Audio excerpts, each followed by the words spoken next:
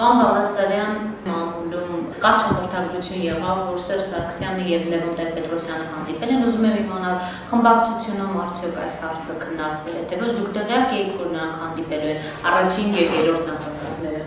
Հենց առաջին օրվա հայտարարությունների ժամանակ արդեն պարզ եղավ վերաբերմունքը Լևոն Տեր-Պետրոսյանի առաջին նախագահի եւ ընդ որում պետք է ասեմ, որ դա իրոք նախագահի վերաբերմունք էր։ Նրա հայտարարությունը, որ նա տարածեց այդ հայտարարությունը միասնական լինելու, վերկանգնելու քաղաքական լարումներից եւ այլն։ Եվ բնականաբար մենք արդեն նամակը հղելուց հետո, երբ որ Լևոն Տեր-Պետրոսյանը արդեն նամակը հղել հանրապետության նախագահին, մենք նաեւ տեղյակ էինք դրա մասին, որովհետեւ հանրապետության նախագահը մեզ տեղյակ էր կա եւ ընդ որում տեղյակ էինք նաեւ, որ նախագահը առաջարկել է, որ ինքը կայցելի Լևոն Տեր-Պետրոսյանին։ Եվ շատ նորմալ եմ համարում եւ մենք բոլորս մտածում ենք, որ նման պահերին, առավել եւս նման պահերին պետք է մեծ փորձ ունեցող քաղաքական գործիչները, առավել եւս երկրի նախագահները պետք է միասին կարողանան հավաքվել եւ իրենց ամբողջ ներուժը միացնեն, որ կարողանան մի ճիշտ կողմնորոշում ունենալ եւ ճիշտ լուծումներ տան խնդրի կարգավորման։ Պարոն Բաղդասարյան, խոսել են բացառապես Լեռնային Ղարաբաղի խնդրից, տեղյակ եք մանրամասների։ Ոչ, մանրամասները համերաշխությունը պահպանվել է նաեւ զրույցից հետո։ Մանրամասներին տեղյակ չենք, որից հետո մենք հանդիպում չենք ունեցել հանրապետության նախագահի հետ, կոնկրետ ես հանդիպում չեմ ունեցել, բայց ամենայն դեպս խնդիրը ծավալվել է Ղարաբաղի խնդրի շուրջ։ Իսկ մանրամասների համար արդեն ինչ լրատվությունը գնացել է, լրատվությունով պատկան եղել եւ ինձ թվում է, որ այնտեղ խոսակցությունը եղել է զուտ, միայն մեր խնդիրների հետ կապված, Ղարաբաղյան խնդրի հետ կապված։ Արդյոք տեղյակ եք Եվրասիական միջկառավարական խորհրդի նիստին վարչապետը մասնակցելու է թե ոչ։ Այն նշվում էր, որ եթե Եվրասիական տնտեսական միության անդամ երկրների կողմից Հայաստանը նման վերաբերմունքի արժանացավ, լավագույն պատասխանը դրան վարչապետի չմասնակցելն է։ Իսկ եք արդյոք։ Մենք պետք է կարողանանք հաշվառ կատարել, թե չմասնակցելուց ինչ ենք շահում եւ մասնակցելուց ինչ ենք շահում։ Ինձ թվում է, որ մենք այս այն չպետք է օգտագործենք, որպեսզի մենք կամ մեղավորներ փնտրենք կամ թշնամիներ փնտրենք, ինձ թվում է մենք ավելի շատ պետք է բարեկամներ փնտրենք կամ ինչ-որ իրավիճակ հարթենք։ Այդ խնդրի վերջնական պատասխանը ինձ թվում է, որ հաղորդագրություն կտարածվի եւ վարչապետը ինքը կպատասխանի։ Ամենայն դեպս այնտեղ կա նաեւ քննարկումներ, որ իրավիճակից ելնելով, որովհետեւ եթե Եվրասիական տնտեսական միության անդամ երկրներից մեկը կամ երկուսը չեն ցանկանում կամ առաջարկություն են անում, որպեսզի տեղափոխվի, այդ նիստը չի կարող բնականաբար կայանալ եւ եթե կա պայմանավորվածություն, որ կարճ ժամանակ հետո կարող է հաջորդ նիստը Երևանում կայանալ, ինձ թվում է, որ դա քննարկելի առարկա եւ լարումներ եւ բախումներ հրահարելու ես այդքան կողմնակից չեմ այս պահին։ Այն ամենայնիվ չմասնակցելը ճիշտ տարբերակ չէ, լինի այս փուլի համար։ Եթե նիստը անմիջապես դներ նույն օրը, որը որ որոշված էր Երևանում, ինձ թվում է, որ բնականաբար տեղափոխման դեպքում ճիշտ կներ չմասնակցելը, բայց քանի որ իսկ հետաձգվել է, դա քննարկման առարկա եւ մենք քննարկենք։ Երկու օրը համեմատաբար նիստ է սահմանին իրավիճակը, այն ամենայնիվ պայմանավորվածությունը, որ ձեռք է բերվել երկու երկրների խշտաբի պետերի մասնակցությամբ, ինչ է ենթադրում, արդյոք այս փխրուն իրավիճակը հնարավոր է ամրանա եւ հանդարտ լինի սահմանը, թե այն ամենայնիվ պետք է սպասել որևէ հաստատղթային լուծման, որտեղ ներգրաված կլինեն նաեւ Լեռնային Ղարաբաղի ներկայացուցիչները։ Բավականին լայնածավալ էր ձեր հարցը, որը կարելի է մասերի բաժանել, ինչ մնում է իրավիճակի երկար լինելուն, փխրու լինելուն, հայտարարել ենք եւ նորից եմ հայտարարում, որ մեր թշնամին անկանխատեսելի է եւ ոչ վստահելի։ Այս ամեն ինչը հարաբերական է եւ Լեռնային Ղարաբաղի պաշտպանության բանակը զգոն է եւ առավել եւս այս անդորի ժամանակ, հարաբերական անդորի ժամանակ, զինադատարի ժամանակ մենք ավելի ենք ամրացնում մեր դիրքերը եւ ավելի զգույշ ենք, որ նորից հանկարծակի չգանք ինչ-որ ակնկալիքների մենք չհանդիպենք եւ բնականաբար այդ հարցի պատասխանը բավականին բարդ է, թե ինչքան կտևի, 1 օր, 2 օր, 1 տարի, 2 տարի, նորից եմ կրկնում, որովհետեւ բազմից մենք ականատես ենք եղել մեր թշնամու խոսքի եւ գործի հակասությանը։ որտեղ չկա որևէ խոսք, որը պահպանված լինի, երբ որ բռնապետ Ալիևը հայտարարել է հավաքների ժամանակ, հանդիպումների ժամանակ։ Նույն պահին, երբ որ Ամերիկայի Միացյալ Նահանգներում քննարկվում է այդ խնդիր է դրվում, որ պետք է արդեն կարծես թե կարելի է հանգուցալուծել եւ խաղաղ կարգավորման եզրերը գտնել, այդ պահին ահաբեկված կես ժամ կամ 40 րոպե հետո տեղի ունենում այնինչ տեղի ունեցավ։ 94 թվականի փաստաթուղթը կա այդ փաստաթղթի հիման վրա մենք այլ նոր փաստաթուղթ ես դրա անհրաժեշտություն չեմ տեսել, որովհետեւ այդ պայմանները բազմիցս անգամ մինչև այսօր խախտվել է Ադրբեջանի կողմից, իսկ այս վերջին իրադարձությունները ապրիլի 1-յան 2-յան իրադարձությունները սա աննախադեպ էր, սա այսինքն մեկընդմիշտ արդեն իսկ մենք համոզվեցինք, որ Ալիևը կողմնակից է միայն զինված գործողություններով իրեն խնդիրը կարգավորելու, այսինքն պատերազմական իրավիճակ է հրահրում եւ պատերազմ է հրահրում, դա գալիս է նրանից, որ նա աներանելի վիճակում է եւ այլ ձևով նա չի կարողանում իր հետագա շարունակությունը ունենալ որպես ցար, որպես իշխանություն, որպես բռնապետ եւ նա պետք է ուշադրություն շեղի իր հանրության ուշադրությունը եւ այն մեծ աղմուկը նավթադոլարների հետ կապված, օֆշորային տնտեսության հետ կապված, դրա ընտանիքի հետ կապված, այդ ամեն ինչը բնականաբար շեղում էր պետք եւ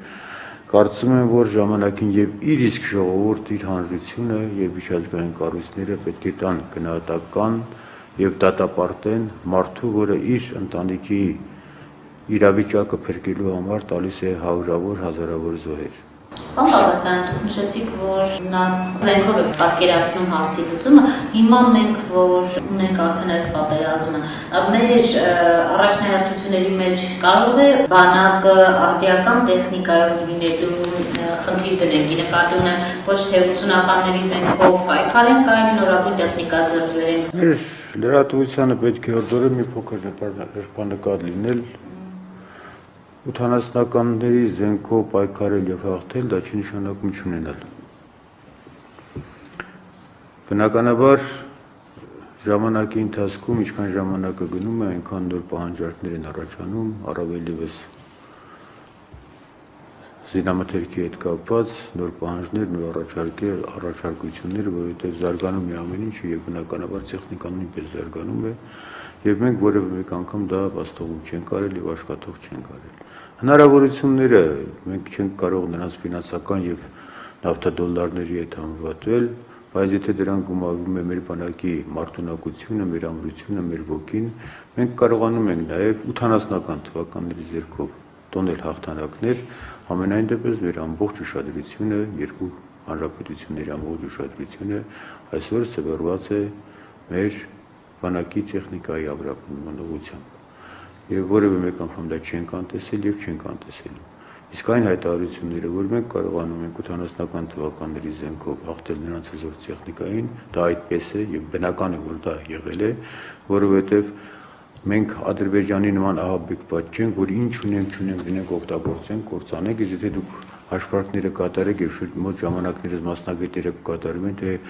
ինչ արժեքների տեխնիկայի զինամթերքի կորուստներ է ունեցել Ադրբեջանը 4-օրյա պատերազմում, դա պարզապես ահռելի թվերի եւ ահռելի գումարների է հասնում։ Մենք ըստ էության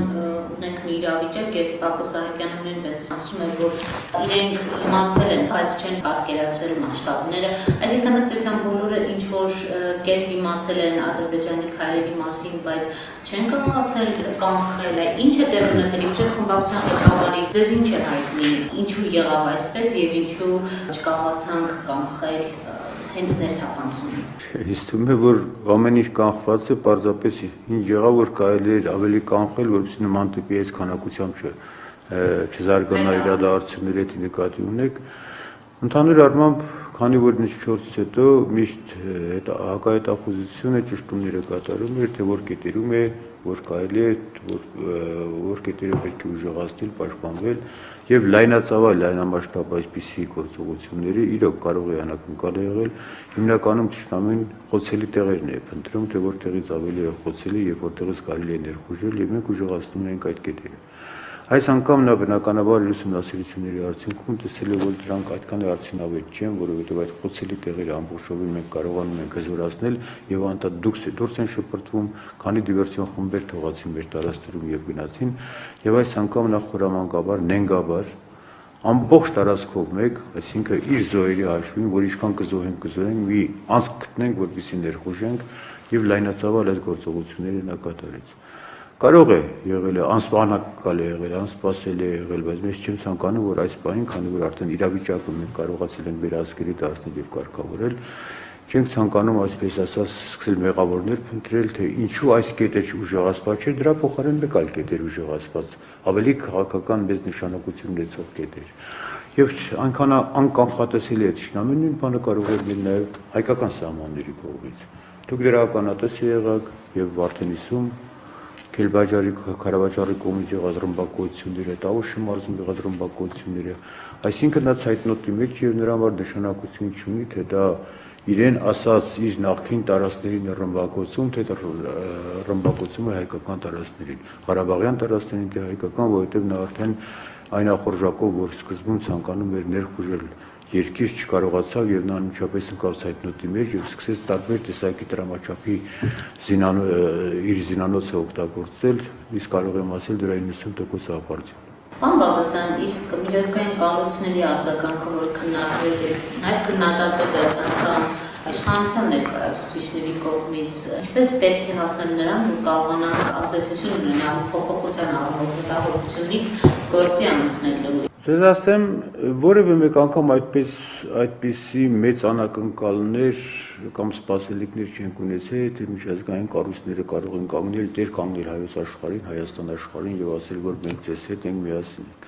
Որովհետեւ յուրաքանչյուր հարաբերությունների մեջ նմանատիպ կամ քաղաքական շահ է, յուրաքանչյուր երկիրների շահերը եւ նրանք չեն ցանկանում հարաբերություններ փչացնել մեկը մյուսի հետ։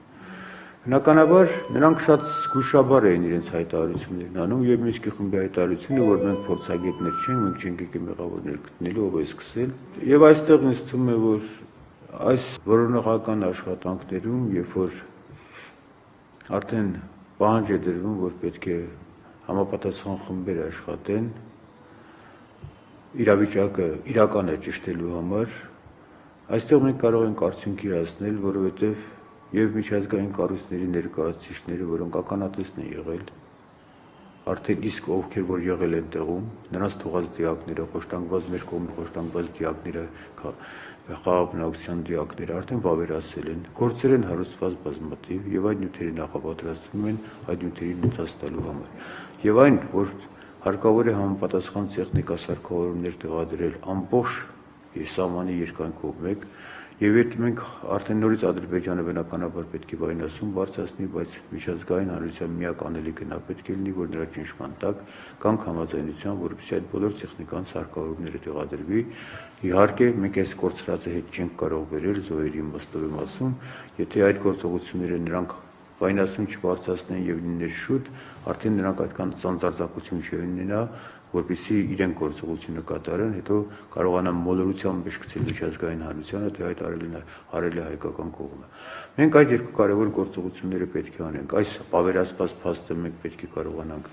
դրանց ընթացք տալ եւ միջազգային ատյաններում, դատարաններով եւ տարբեր տիպի կառույցների միջոցով մենք կարողանանք բացահայտել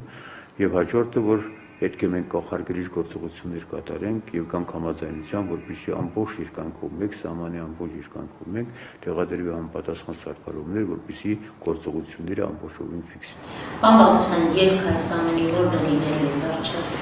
Մենք ունենք մի տարբերակ եւ այդ տարբերակը հետեւյալն է։ Մադրիդյան սկզբունքների հիման վրա, ինքնորոշման սկզբունքի հիման վրա, մենք միջազգային կառույցների հետ պետք է հասնենք նրան, որպեսզի ստեղծվի այն իրավիճակը, անցկացվի հանրակրվեի պայմաններում վերջնական որոշում դրվի դա ինքնորոշման իրավունքի հիման վրա։ Դա խաղաղ ճանապարհով խնդրի լուծումն է։ Հակառակ դեպքում մենք մեր հույսը պետք է դնենք մեր վրա, մեր բանակը պետք է լինի զգոն եւ պատրաստ լինենք յուրաքանչյուր հարձակման տալ հակահարձակ գործողություններով մենք կարողանանք հետ շպրտել ճշնամուն եւ ես համոզված եմ, որ նման իրավիճակում անդառնալի կորուստներ է կլինելու ճշնամին նկատի ունենալով մեր պատրաստակամությունը, մեր ունակությունները, որով մենք ամեն ինչ չէ որ բացահայտում ենք, բայց ամենայն դեպս յուրաքանչյուր նման երևույթ մեզ համար մեծ ցավ է, որովհետև մենք շատ բարձր ենք գնահատում մեկ զինվորի գինը, իսկ Ալիևի վարձկանները, բռնապետ Ալիևի այդ զոհերը, որը մինչև այսօր թաքցնում է եւ որևէ հրապարակային գործողություն չի կատարում, դա խոսում է դրա մասին, որ ինքը թքած ունի այդ ընտանիքների վրա եւ պատահական չէ, որ նրանք իրենց կապի միջոցներով այդ զոհված զինվորներին ոչխարներ են անվանում, որի արձանագրությունները կան, բազմիցս տեսել եք։ Ինձ թվում է, որ ամենայն դեպս այս նման տիպի իրավիճակներում մենք պետք է պատրաստ լինենք, պատրաստական լինենք, անկախ ինչ լուծում կլինի, բայց մենք որևէ մեկ անգամ մեր հույսի չենք կորցնում, որ միջազգային հանրությունը կլցի սեղանի շուրջ եւ ինքնորոշման սկզբունքի շուրջ այս խնդրին կտա լուծում, որովհետեւ ժողովրդի կամքն է վերջերս Արցախի ժողովրդի կամքը առանց հաշվի առնելու որևէ խնդիր չի կարող կարգավորել։ Պարոն Պալասանյան, եւ իշխանությունը ինչ դասեր քաղաց այս իրավիճակից։ Շատ են նշում, որ իշխանությունը ինքն իր մարտավարությունը պիտի փոխի երկրում լուրջ բարեփոխումներ, ոչ թե իմիտացիոն, այլ լուրջ բարեփոխումներ կատարելու։ Դուք այն բոլոր խնդիրները, որը մենք շարունակ 20-25 տարի շարունակ խոսել ենք, նորից բնականաբար նման երևույթների ժամանակ դրանք ավելի ցայտուն են դառնում։ Խոսում ենք կոռուպցիայի մասին, բնականաբար մենք նշել ենք, որ մարդկության հետ կոռուպցիան եկել է եւ մարդկության հետ է կվերանա։ Կա կոռուպցիա։ Իսկ ինչ մնում է այս շահարկումներին, բազմաթիվ եւ այլն, եւ ամեն ինչը համեմատության դաշտում է։ Երբ որ դուք համեմատում եք վերջնամի երկրի հետ, ահռելի աստիճանի հաստող կոռուպցիաները եւ որ այստեղ ասում են ինչու՞ չենք մենք զենք զինամթերք գնումներ արել, հարկավոր է մի խումբ ստեղծել եւ տանել տեսնել թե մենք ինչպեսի զինանոց ունենք այդ բոլոր բարձրաձայն խոսողներին եւ կարող են հասկանալ թե մեր հնարավորությունները երկրի գումարների ինչ է եւ մենք ինչ ունենք։ Ինձ թվում է որ այդքան այդ կոռուպցիան ճիչերը, որը որ կան, որը որ խոսվում է եւ որ այդ իրավիճակին ավելի մոտիկից ծանոթանանք, ես հավատացած կլինեմ, որ բավականին բղմացած կլինի։ Եվ բնականաբար ես կողմնակից եմ, որ հարկավոր է մենք մի քիչ զուսպ լինենք, թանկարժեք կոստյումների փոխարեն կարող ենք ավելի էժանագին կոստյումներ հագնել, ավելի էժանագին մեքենաներ եւ ամեն ինչ այս իրավիճակայով դաս եղավ, որ այսօր այդ օգնություններ, բազմաթիվ բարեգործություններ, որը որ կատարվում է, դա պետք է ուղղվի մեկ ուղղության։ Պետք է ուղղվի Հայաստանի եւ Լեռնային Ղարաբաղի պաշտպանության բանակին։ Մնացածը դրանք ժամանակավոր երևույթներ են եւ անցողիկ են։ Բանակն է, որ պետք է մեր մնայունությունը եւ հավերժությունը ապահովի։ Մինսկի խմբի համանախագահների այցը ինչպես եք գնահատում, զգուշավոր էին այդ հայտարարությունները։ Նոր բան ես այսպես ասած չլսեցի, ինչ է դրանք հայտարարում էին նախկինում նույն բաները առանց որևէ փոփոխության, խաղաղ կարգավորման կողմնակից լինել եւ այլն հայտարարեցին հիմա եւ պարզապես ես զարմացած եմ, որ Մինսկի խումբը չարձագանքեց այն փաստերին, որ արդեն վերջի ամիսների ժամանակ բռնապետ Ալիևի վարած քաղաքականության արդյունքում հարձակում էին գործել Մինսկի խմբի վրա, թերագնահատում էին, որ որևէ արդյունավետ գործողություն չի կարող անել, նրանք հրաժարվում էին նրանց հետ հանդիպելուց, մասնակցությունից, այսինքն դա նշան էր այն ամեն ինչի, որ իրենք արհամարհում են միակ իրավական